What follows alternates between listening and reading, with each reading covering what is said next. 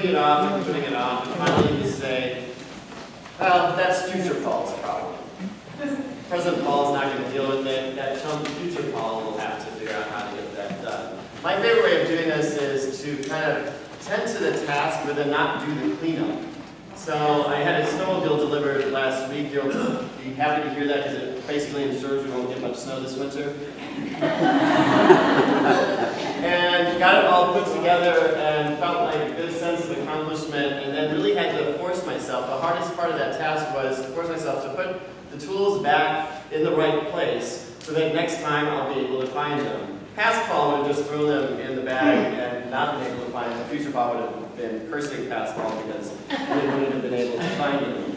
It turns out, I read a short article about this phenomenon in the New York Times by Tim Barrera this week in his column Smarter Living. It turns out that this present bias is built into us as human beings. We are sort of programmed to pay attention to the present and to ignore the future consequences of our present actions.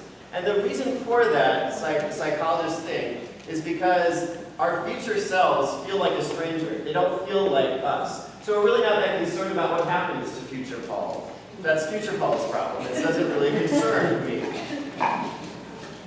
The good news is that there's some easy hacks around that. If you're able to kind of inflesh future Paul with some characteristics, like instead of just future Paul the stranger, future happy Paul, then you can begin to control and direct your present actions so that future Paul will be happy.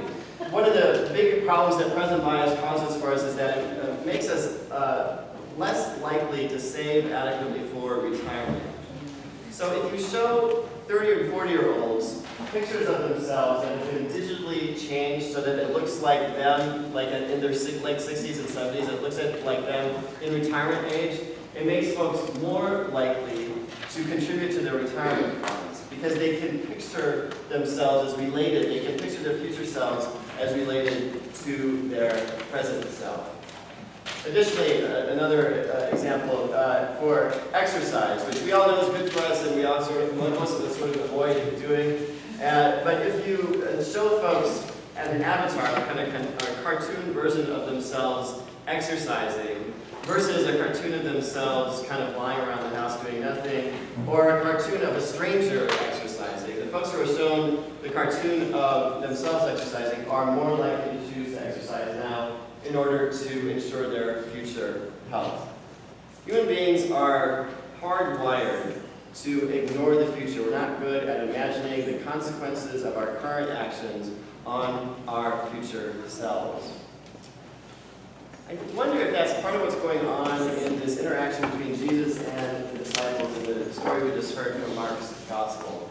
Jesus is presenting one picture of the future that is totally divorced from what the disciples think the future is going to look like. This story happens almost at the exact midpoint of Mark's Gospel, and you remember from previous weeks that Jesus and his disciples have been traveling around Israel, and there's been a lot of buzz about Jesus because he's been doing all these really amazing things. He has healed people, he has walked on water, he's calmed the storm, he's fed a crowd of 5,000 with a few loaves and fishes. He's even brought a little girl back to life, a little girl who had died back to life. Jesus takes his disciples off and he has for a little break in their ministry together, and he asks them a question: who do people say that I am?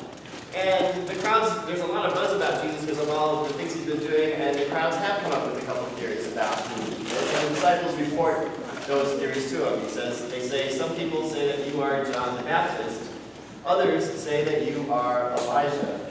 And both of those answers make really good sense in Jesus' context of Jewish people in Israel 2,000 years ago. John the Baptist ministered just right before Jesus comes on the scene, and his ministry was a ministry of calling people to repentance, calling people to reorient themselves, point themselves towards God, get themselves on the path that God means them to be. And Jesus preaches the same sort of thing. So people see in Jesus' preaching and his ministry a continuation of John the Baptist. Elijah makes good sense too, because Elijah was the Old Testament prophet, a great prophet of Israel's history. And Elijah did some of the same miracles, some of the same healing miracles, even brought a woman back to life, same way that Jesus did. And Jewish tradition held that Elijah would be resurrected, that he would appear again. And so it made good sense to think that maybe Jesus was Elijah brought back in the flesh. After hearing what the crowds say he is, Jesus then asked maybe the harder question of his disciples. He asked them, "Who do you think that I am?" And Peter, always willing to jump in with both feet, says, "You are the Messiah."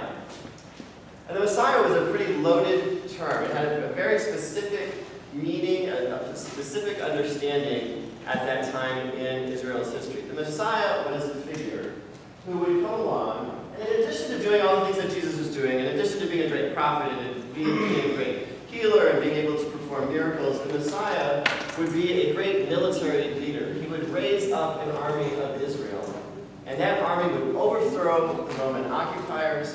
That army would defeat all of Israel's enemies. That army would, under the Messiah's leadership, establish Israel as the nation among nations. The Messiah would be the king of the world. Jesus says to Peter, "Yep, you're absolutely right. That is the correct answer, but don't tell anybody." And then Jesus goes on to describe what that future is going to look like. And it is so different than what the disciples expected to look like within their understanding of who the Messiah is. Jesus says, the Messiah, the Son of Man, will be persecuted, he will be arrested, he will be tried, he will be convicted, he will be executed. And the disciples want nothing to do with that kind of future. And Peter starts arguing with them and saying that can't be. Jesus tells Peter that he is not looking at this world in the way that God does. He's looking at it through human eyes, that he's not seeing the future in the way that God sees the future. Jesus calls the crowds around him and he says, "If any of you want to be my followers," and I imagine the crowd kind of sitting on the edge of their seats, just waiting anxiously to hear how it is they can become followers of Jesus, this guy who has done all these remarkable, miraculous things.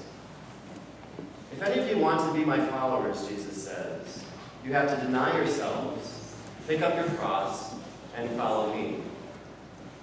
And whatever that crowd thought would be involved in being Jesus' followers, I'll bet none of them thought it was going to look anything like that. The crowd knew what a cross was. The cross was the means that the Roman occupiers used to execute criminals. They saw crosses everywhere. The road into Jerusalem was lined with crosses with people that Rome executed for challenging its authority. The crowd's trying to figure out, what does it mean to carry our cross? The modern day equivalent would be, how are we supposed to carry the electric chair into battle behind this Messiah? How is that going to win this war? How are we going to be victorious? It makes absolutely no sense. And I imagine the crowd going back to their homes trying to figure out what this means. What kind of Messiah can Jesus be talking about? What does this mean for the future? The question of how we are called to pick up our cross and follow Jesus is no easier today, I think. It is still a very hard question. And I'm not sure that I know exactly what it means, what that would look like for us, but I have some ideas about what it probably doesn't look like.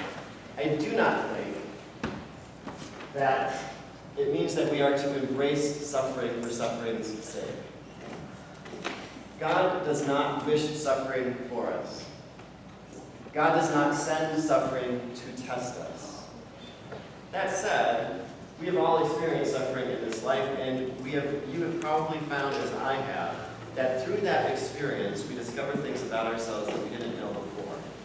We discover strengths that we didn't realize we had.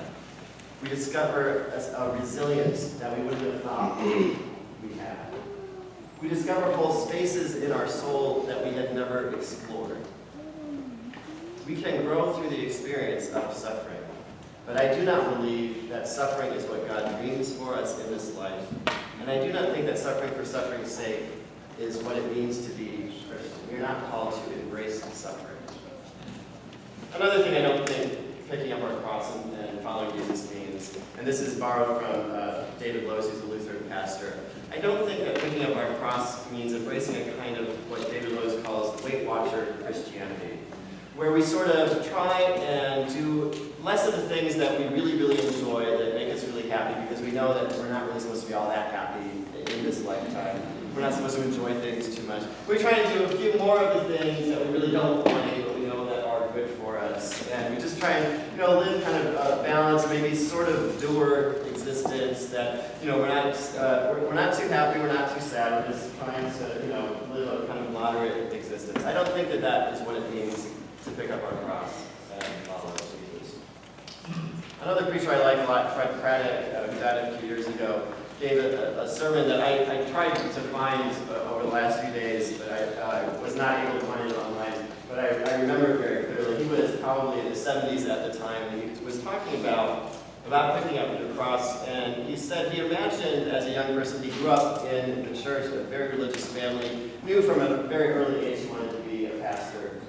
He says he remembered as a young man looking for an opportunity to put it all on the line for the Lord, to give his life to Jesus, to sacrifice it all in one big event, in one spectacular kind of moment. And he said in a sort of joking way that you could picture it. It would be in the town square, women weeping at noon, his back up against the wall, and then asking the question if he gives his life to Christ, and he says yes. The guns go off, and he crumbles to the ground. He says, though, in his late life, as he looked backwards over his life, he said the best that he thinks he was ever able to do was to write a check for 23 cents here, write a check for 74 cents here, write a check for 57 cents here.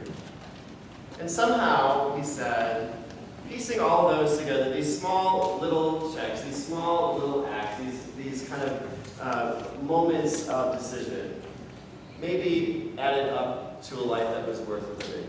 Maybe added up to a life that God had called him to live. I like that image a lot, and I think it maybe is good news for us that this hard lesson of picking up our cross and following Jesus may be a matter of taking out our checkbooks and writing that check for 23 cents, helping out on a Saturday afternoon to make sure that people have enough to eat, writing that check for 78 cents, saying something that is life-giving and uplifting in spite of the fact that we're only too aware of our friends, our families, our spouses, our children's weaknesses and failures, rather than focusing on those, to focus on the good and try and build those around us up.